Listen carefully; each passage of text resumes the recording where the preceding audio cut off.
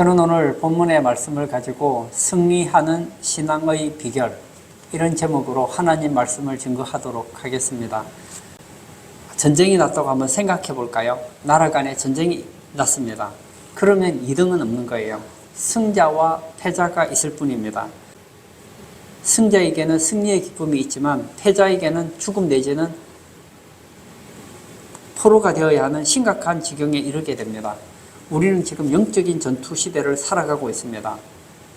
날이 가면 갈수록 마귀의 계략은 굉장히 강교해져 갑니다. 그래서 너나 할 것 없이 다 무너져 가고 있죠. 베드로전서 5장 8절에서 9절을 제가 읽겠습니다.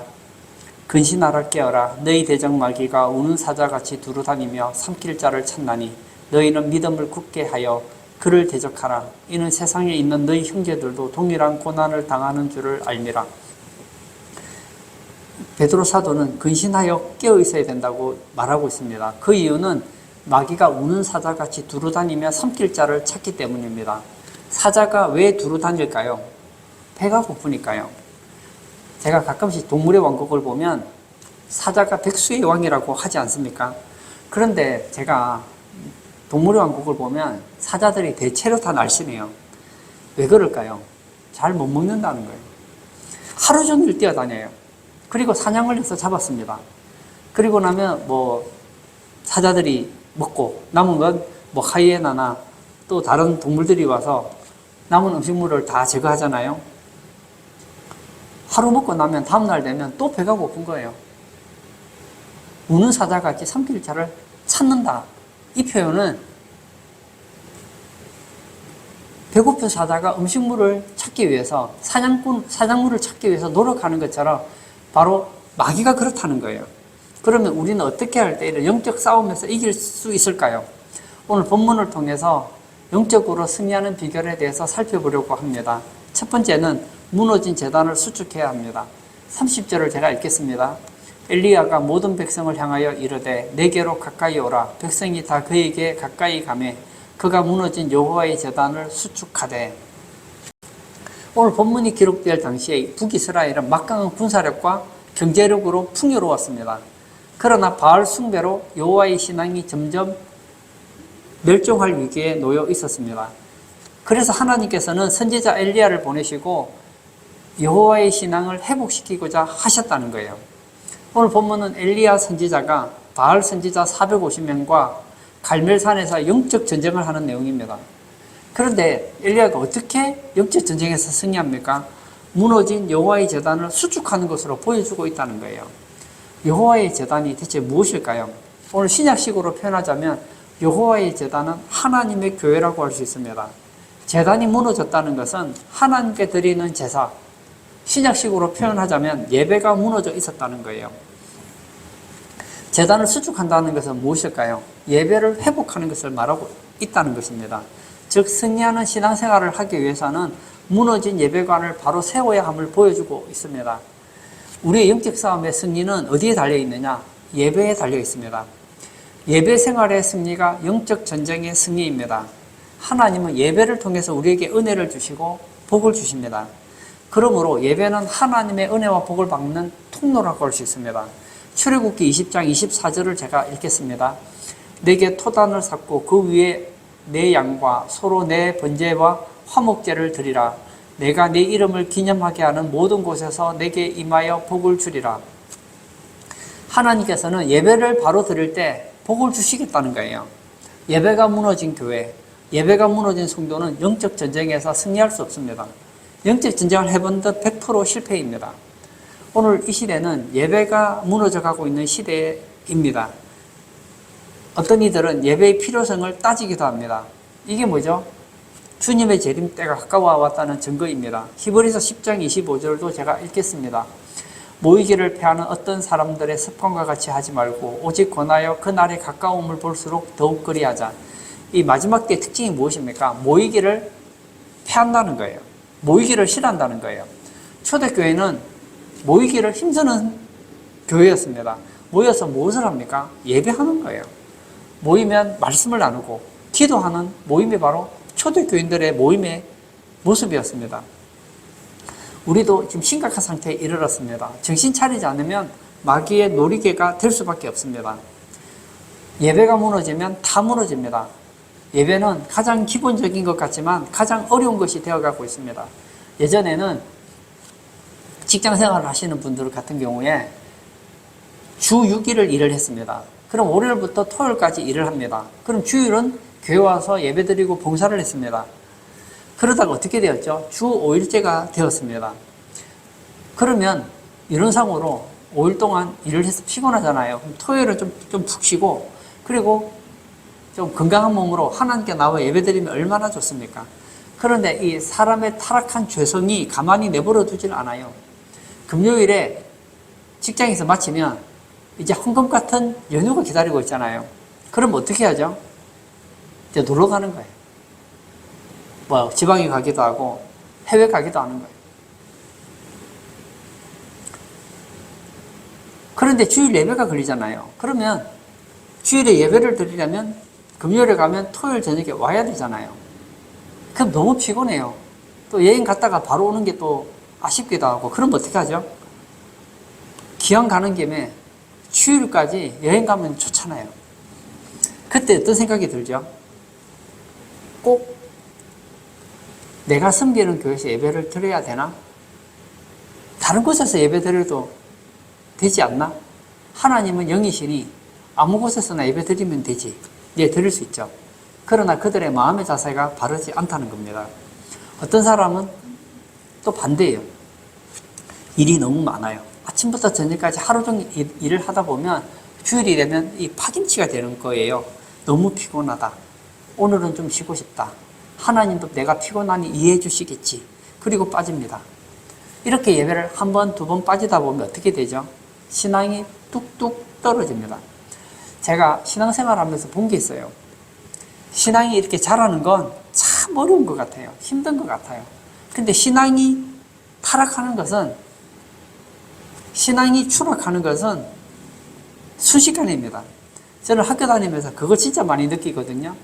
학생들이 공부 잘하는 거 진짜 어렵습니다. 왜냐하면 이 반에서 공부 잘하는 학생들은 진짜 마음을 다하고 뜻을 다하고 힘을 다하여 공부한단 말이에요.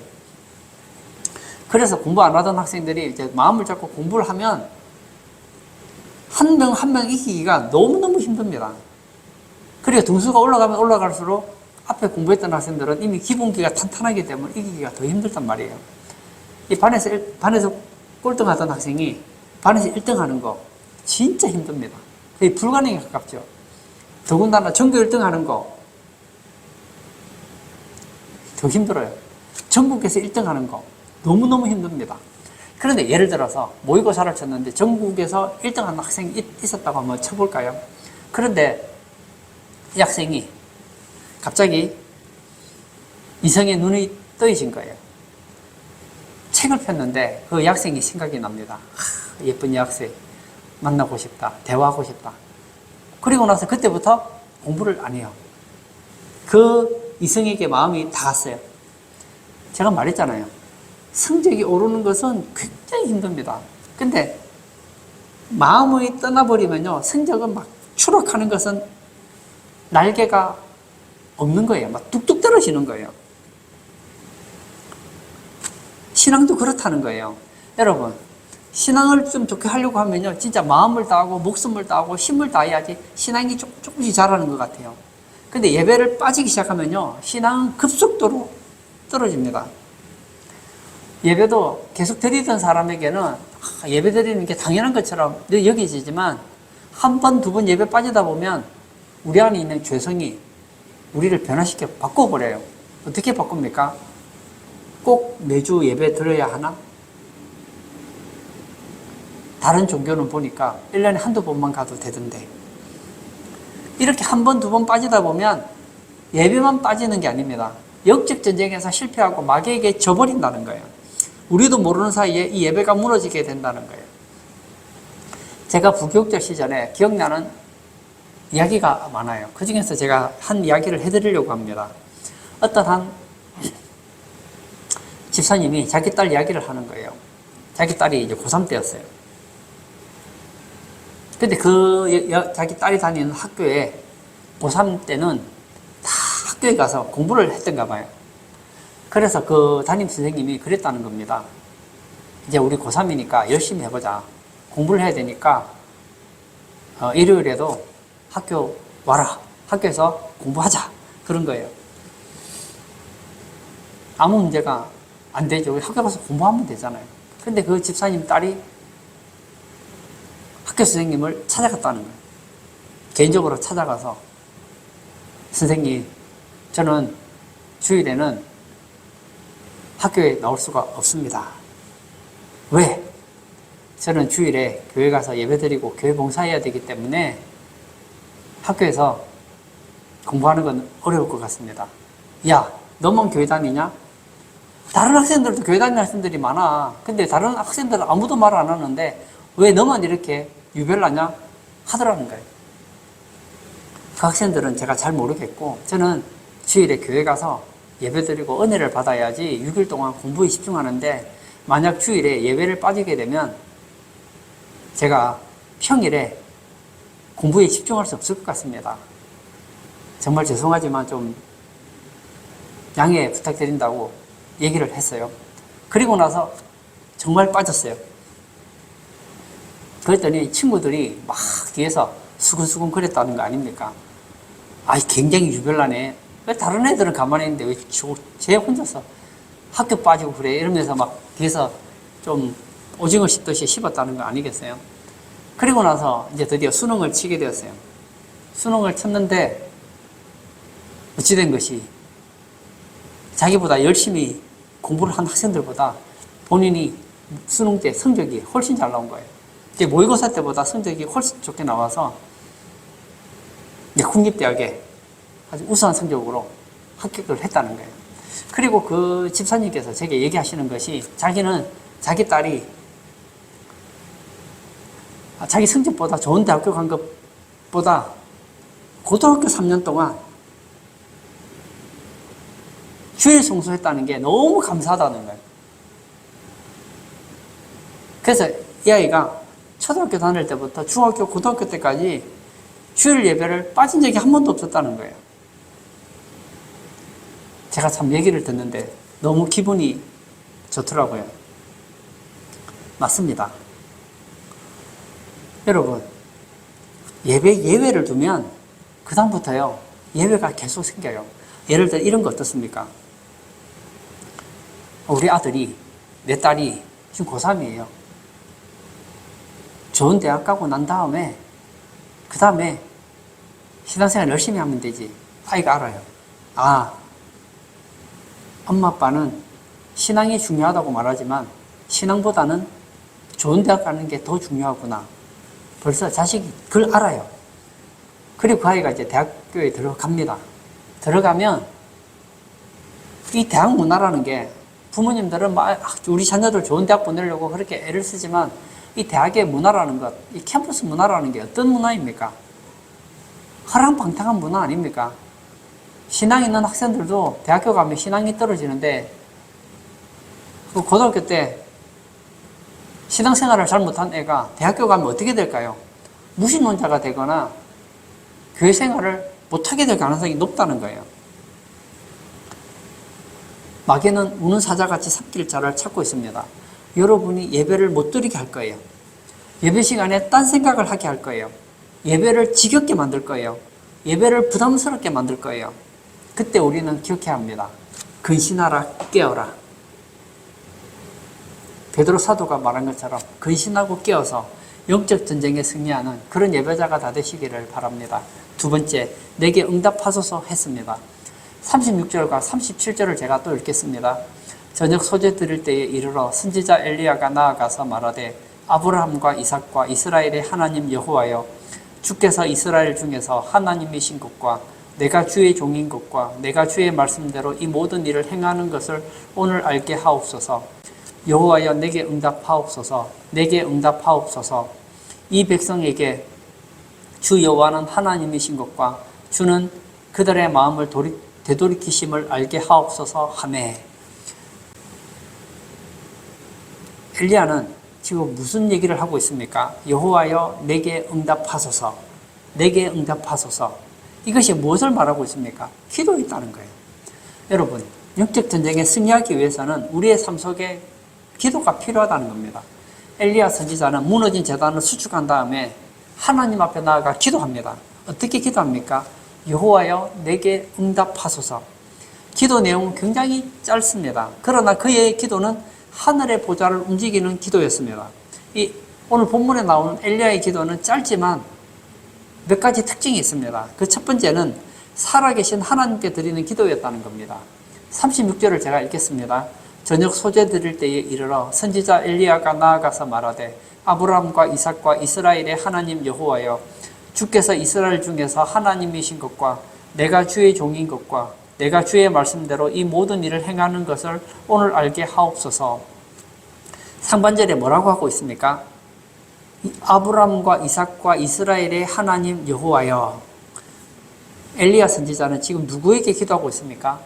아브라함과 이삭과 이스라엘의 하나님 여호와께 기도하고 있다는 겁니다. 이것이 굉장히 중요합니다. 우리는 기도를 하나님께 한다고 합니다. 근데 제가 기도를 들어보면 많은 경우에 하나님께 기도한다고 하는데 실제로 보면 하나님께 기도하지 않아요. 사람 들으라고 하는 기도가 상당히 많습니다.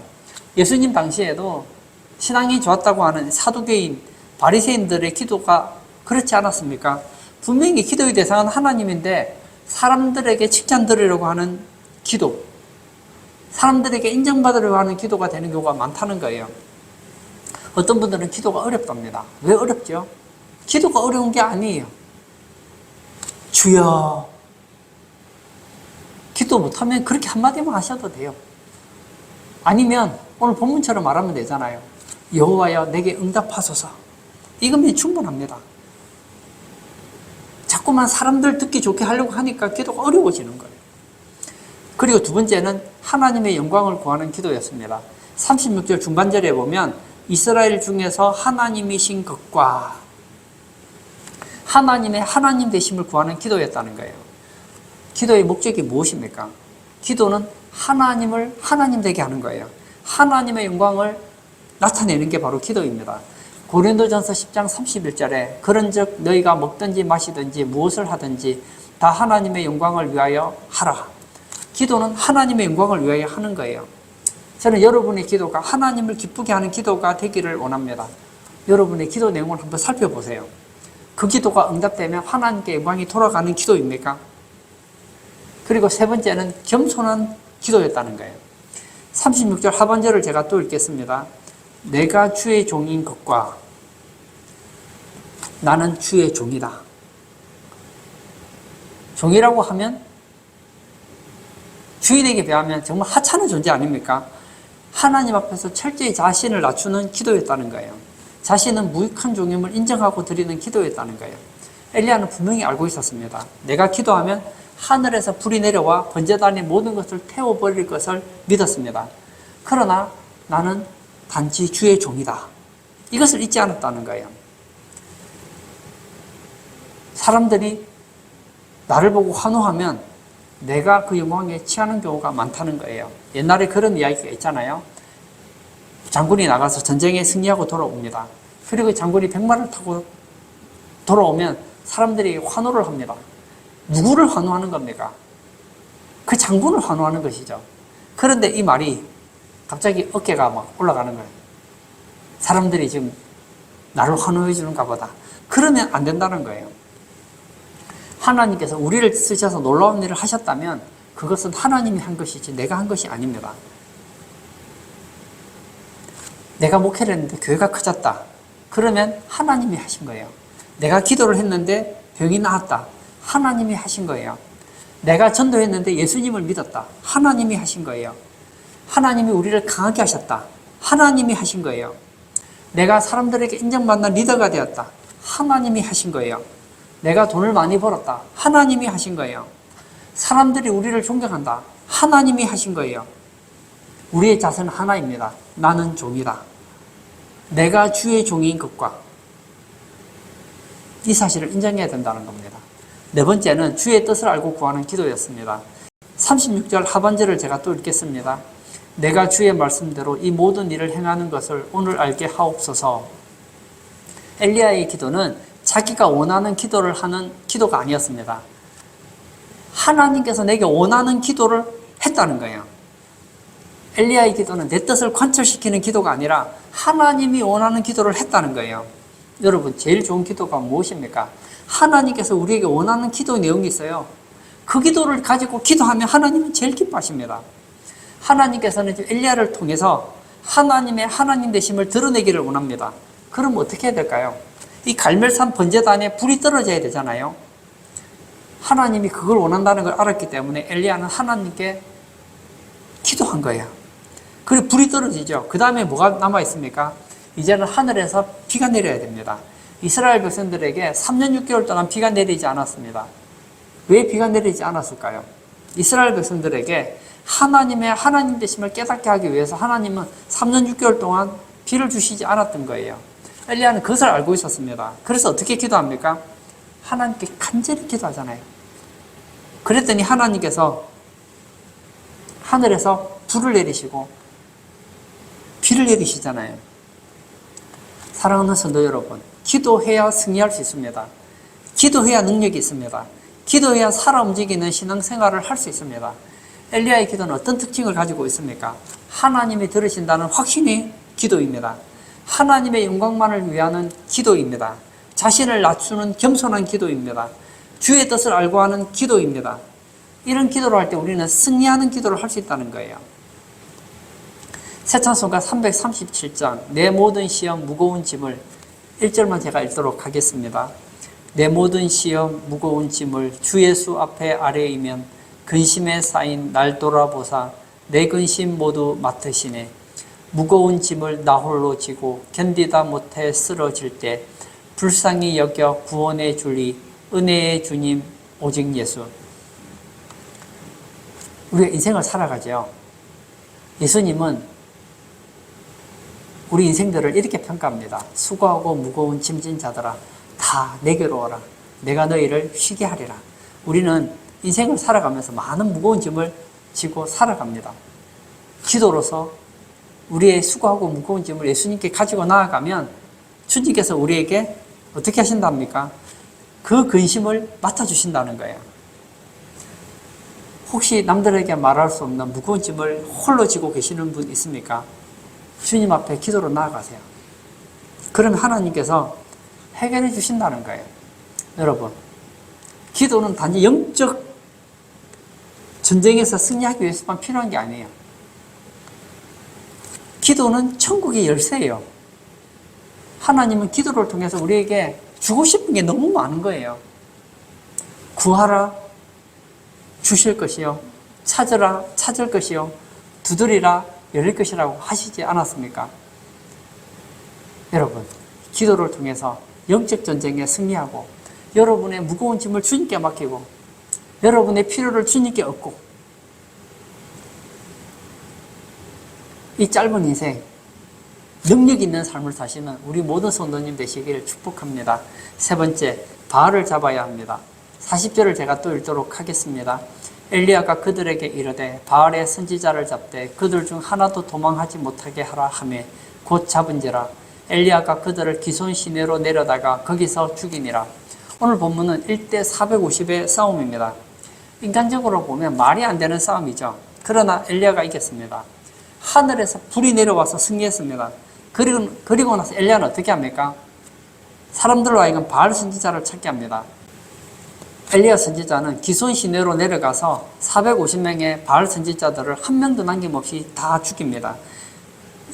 여러분, 바알 선지자, 이 바알을 섬기는 바알 선지자를 죽이라고 했단 말이에요. 이 바알이 뭐죠? 그 당시 이스라엘에서 가장 흔했던 우상 중에 하나 아닙니까? 바알 선지자를 하나도 남김없이 죽였다는 것은 무엇을 말할까요? 우상적인 요소를 하나도 남김없이 제거하는 것을 의미합니다. 즉, 영적 전쟁에서 승리하기 위해서는 우리 안에 있는 우상을 제거해야 된다는 거예요. 여러분, 사람들이 우상을 왜 만들까요? 심심해서 만들까요? 저는 잘 모르겠지만 우상을 만드는데 돈이 들죠. 우상을 사는데 돈이 듭니다. 그런데 왜 그 비싼 돈을 지불하면서 우상을 만들까요? 그건 간단합니다. 내가 원하는 뭔가가 있어요. 그런데 내 실력으로 그 소원을 이루어내는 게 어렵다는 걸 알아요. 그래서 내 소원을 이루어줄 신을 찾는 거예요. 정확하게 말하면 신이 누군지는 중요하지 않아요. 내 안에 있는 그 탐심, 내가 원하는 그 소원을 이루어줄 어떤 대상이 필요한 거예요. 예전에 사극 같은 걸 보면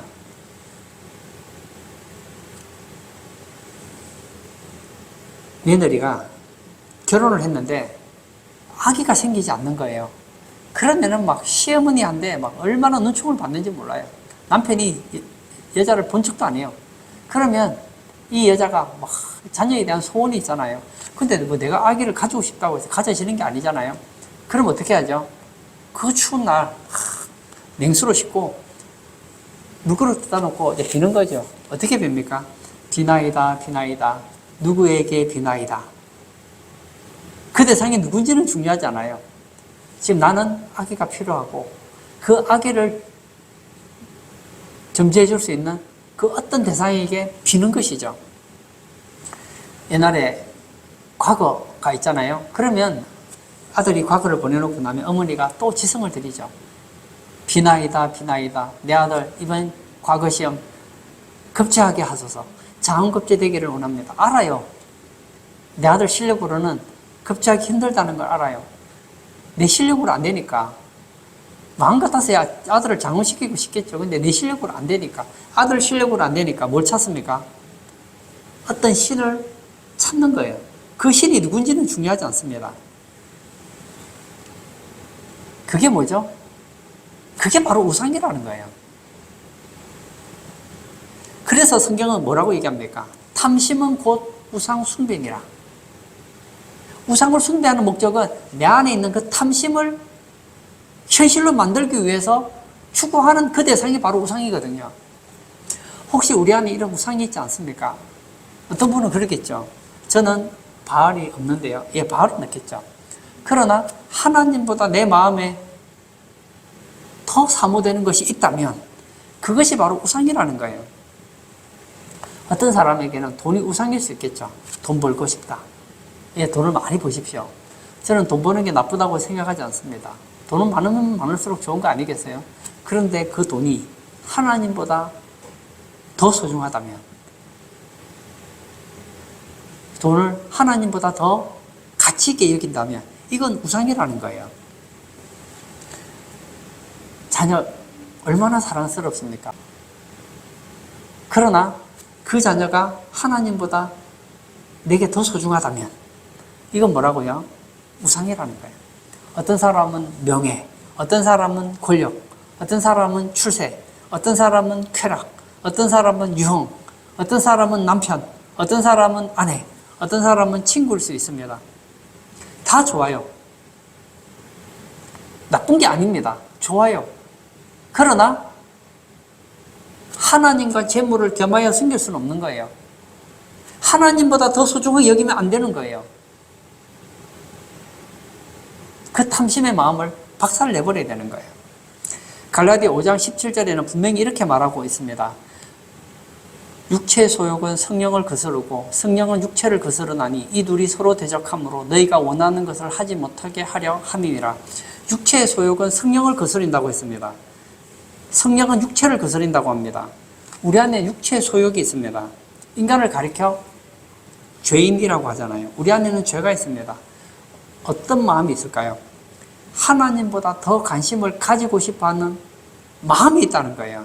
그런데 더더구나 그 하나님보다 더 관심을 가지고 싶어하는 것이 비신앙적이고 죄악적인 것이 많다는 겁니다. 19절에서 21절도 제가 읽겠습니다. 육체의 일은 분명하니 곧 음행과 더러운 것과 호색과 우상숭배와 주술과 원수 맺는 것과 분쟁과 시기와 분냄과 당 짓는 것과 분열함과 이단과 투기와 술취함과 방탕함과 또 그와 같은 것들이라. 전에 너희에게 경계한 것 같이 경계하노니 이런 일을 하는 자들은 하나님의 나라를 유업으로 받지 못할 것이요. 오늘 본문에 나와 있는 이 육체의 소욕들의 특징이 무엇입니까? 하나님이 싫어하는 거잖아요. 여러분, 우상은 하나님이 싫어하는 거예요. 하나님이 싫어하는 것. 그걸 기뻐한다면 하나님이 우리를 기뻐하시겠느냐고요. 하나님이 기뻐하지 않는 인생을 살아가는데 영적 전쟁에서 승리할 수 있겠습니까? 저는 예전에 공부하는 건 참 좋다고 생각했어요. 저는 지금도 공부하는 건 좋다고 생각합니다. 그러나 저는 공부하는 것이 좋다는 건 알았지만 공부가 우상이 된다는 것은 잘 몰랐던 것 같아요. 여러분, 부모님들은 자녀가 공부하면 공부를 더 하라 그러지 공부하는 것의 심각성을 잘 모릅니다. 여러분, 공부에 마음을 빼앗기면 어떻게 되죠? 공부 중독이 됩니다. 그러면 예배 시간에 예배가 아까워져요. 예배 시간이 아까워요. 예배하는 시간에 공부하면 내가 좀 더 공부를 잘할 수 있을 텐데 그런 생각이 든단 말이에요. 그럼 이건 뭐가 되는 것이죠? 벌써 우상이 된 거예요. 운동하는 게 나쁜 겁니까? 막 친구들 만나서 배드민턴 치고 테니스하고 등산하는 거 저는 참 좋다고 생각해요. 그런데 등산에 빠지면 어떻게 될까요? 예배 시간에 예배는 관심이 없어요. 예배 끝나고 친구들과 등산하는 데 마음이 빡 빼앗겨 있다면 그 등산은 우상이라는 거예요. 낚시, 바둑, 장기, 골프 다 좋습니다. 그러나 여러분 조심하십시오. 우리 안에는 죄성이 있기 때문에 조금만 방심하면 내가 잠깐 누리려고 하는 것이 우상이 될 가능성이 다분하다는 거예요. 아랍에 이런 이야기가 있죠. 제가 한 우화를 말씀드리겠습니다. 한 사막을 횡단하는 상인이 있었습니다. 사막 한가운데서 밤에 잠을 자게 되어서 천막을 칩니다. 그리고 잠을 잡니다. 한참 자고 있는데 낙타가 천막 안으로 머리를 쑥 내밉니다. 주인님, 제가 너무 추워서 그러는데 머리만 천막 안에 두게 해주시면 너무 감사하겠습니다. 보니까 천막이 좀 좁긴 해도 낙타 머리 하나는 괜찮을 것 같아요. 그래, 그러면 머리만 넣어라. 좀 자고 있는데 또 갑자기 오른발을 쑥 내미는 거예요. 오른발만 넣으면 안 될까요? 너무 추워서 그럽니다. 그래라. 그 다음에 또 왼발이 들어오는 거예요. 그 다음에 어떻게 되죠? 몸통이 들어오는 거예요. 다음날 아침 일어났더니 자기는 천막 밖에서 벌벌 떨며 자고 있고 낙타가 천막 안에 들어와 있더라는 거예요. 바로 이거예요. 우리 안에 있는 이 바알을 한번 허용하기 시작하면 그 다음부터 한 발 한 발 마치 예전에 제가 어릴 때 친구들과 땅 따먹기 하듯이 한 번 땅을 따먹고 나면 끝나는 게 아니에요. 계속 마귀는 우리의 삶의 영역에 영역 표시를 한다는 거예요. 결론을 짓고자 합니다. 어떻게 하면 승리하는 신앙생활을 할 수 있을까요? 무너진 예배관을 회복하십시오. 여러분의 예배 생활 한번 돌아보세요. 혹시 예배하는 시간이 지겹지 않습니까? 혹시 예배하는 시간이 아깝지 않습니까? 그렇다면 여러분의 예배관이 무너진 거예요. 예배하는 시간이 그립습니까? 예배가 즐겁습니까? 예배하면 아쉽습니까? 예, 여러분은 예배에 성공하고 있습니다. 그리고 우리는 인생을 살아가면서 수많은 마귀의 공격을 받게 됩니다. 그때 우리에게 필요한 것이 무엇일까요? 바로 기도입니다. 근신하라, 깨어라. 깨어야 됩니다. 기도로 깨어야 합니다. 하나님의 영광을 위해 기도하십시오. 하나님을 하나님 되게 하십시오. 하나님 앞에 겸손하게 기도하십시오. 하나님의 뜻을 이루는 삶을 살기 위해서 기도하십시오. 그러면 여러분은 영적 전쟁에 승리할 뿐만 아니라 이 땅에서 누구보다 행복한 삶을 살게 될 거예요. 그리고 우리가 신앙생활을 열심히 하다 보면 우리도 모르는 사이에 내 안에 우상이 있다는 걸 느끼게 될 거예요. 교회 봉사하는 거 참 좋은 거죠. 근데 잘못되면요, 교회 봉사가 우상이 될 수 있어요. 가정을 사랑하고 남편에게 잘하는 거 너무 좋죠. 자녀에게 잘하는 거 너무 좋죠. 그런데 방심하면 내가 사랑하는 그 가정이 우상이 될 수 있다는 사실도 아셔야 된다는 거예요. 그러므로 깨어 근신해야 합니다.